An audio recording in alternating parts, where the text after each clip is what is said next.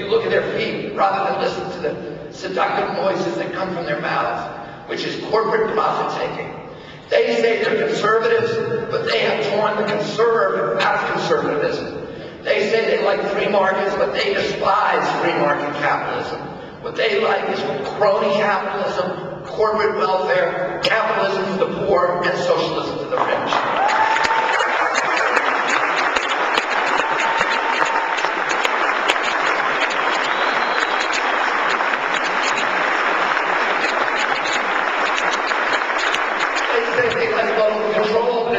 They only like local control when they're talking about the right of, or they say they like property rights, but they only like property rights when it's the right of a polluter to use his property to destroy his neighbor's property and to destroy the public property. They say they like law and order, but the first ones to let the corporate lawbreakers off the hook. They say they like local control and states' rights, but they only like those things when it means sweeping away the barriers to corporate profit-taking at the local level. And they say they love Christianity, but they have violated every one of the manifold mandates of the Christian faith that we share.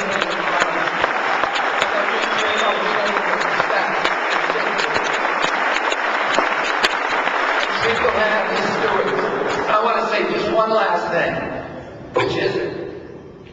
which is inspired by what Senator Leahy said about what his act of courage of opposing this war in Iraq.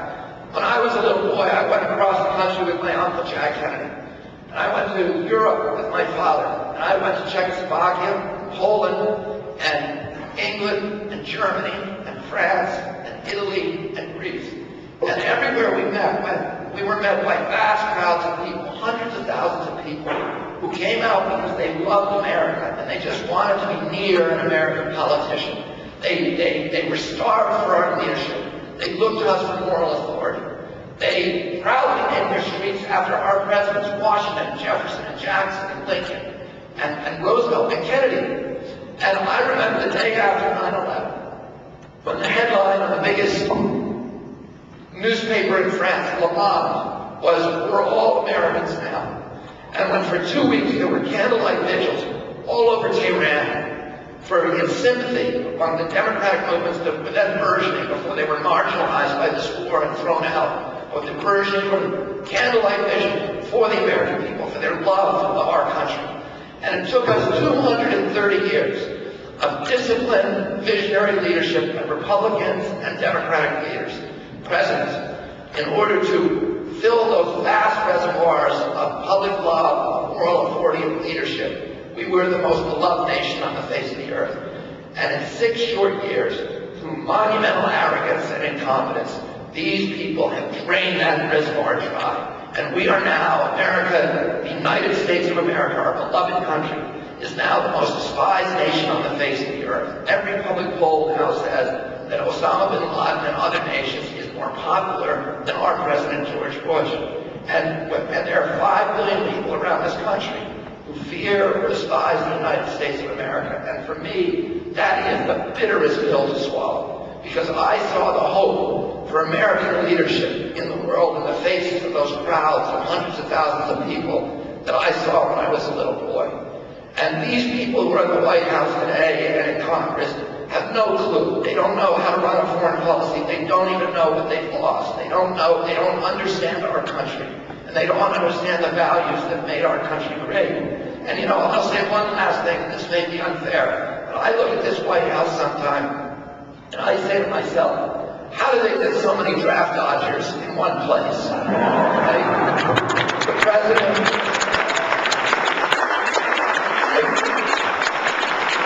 Dick Cheney, 6 deferments, John Ashcroft, 7 deferments, Karl Rove, Paul Wolfowitz, Richard Pearl, all the people, the neocons who planned this war. You can't find a neocon who's, ever been to war.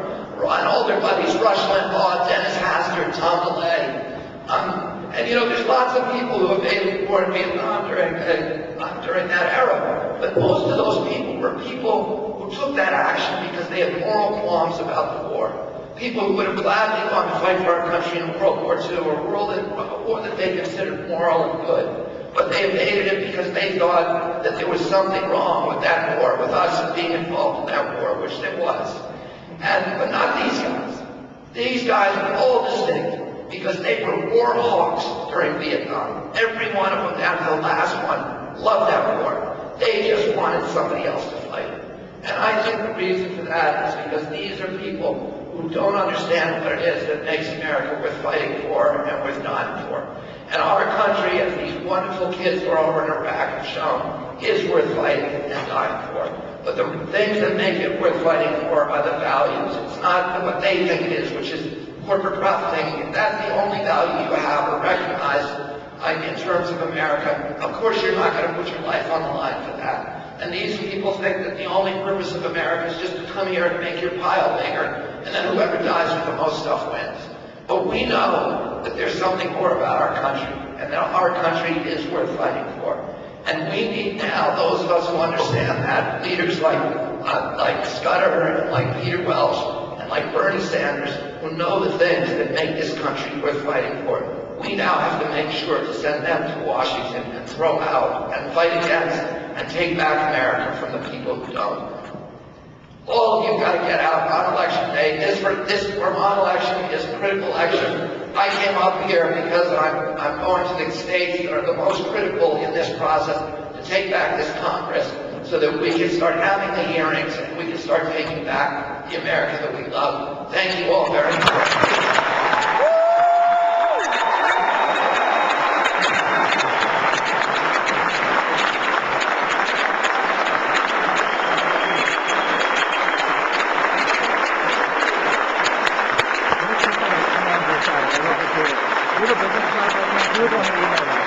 Oh, yeah.